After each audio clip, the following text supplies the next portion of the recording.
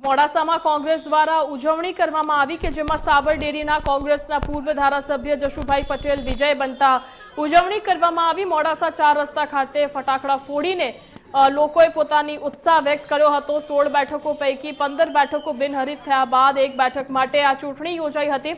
તો ચૂંટણી નિયામક મંડળની ચૂંટણીમાં ડાયરેક્ટર પદે કોંગ્રેસના જશુ પટેલની જીત થતા હોદ્દેદારો અને કાર્યકરોમાં ઉત્સાહનો માહોલ જોવા મળ્યો હતો।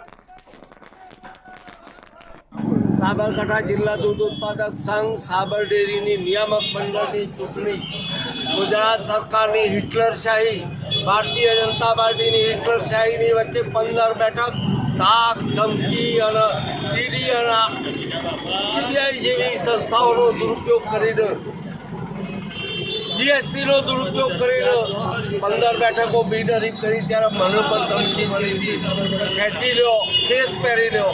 પણ મેં એક જ જવાબ આપ્યો હતો, હું હાર પસંદ કરીશ પણ આ કેસ પહેરવાનું ક્યારે।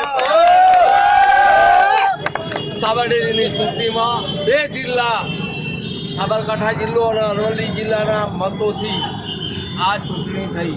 એમાં દૂધ ઉત્પાદકોની લાગણી માગણી જ્યારે મારા તરફી એમની લાગણી હતી।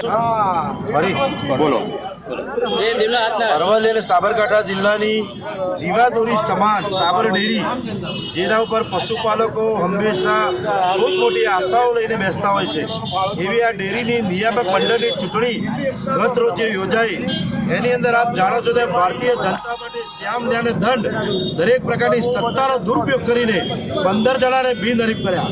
અમારા નેતા જશુભાઈ પટેલ જે બાયટા પૂર્વ ધારાસભ્ય છે અને હર હંમેશ સહકારની અંદર આગળ પડતા છે, એઓ ગઈ વખત પણ ડિરેક્ટર તરીકે ચૂંટાયા હતા।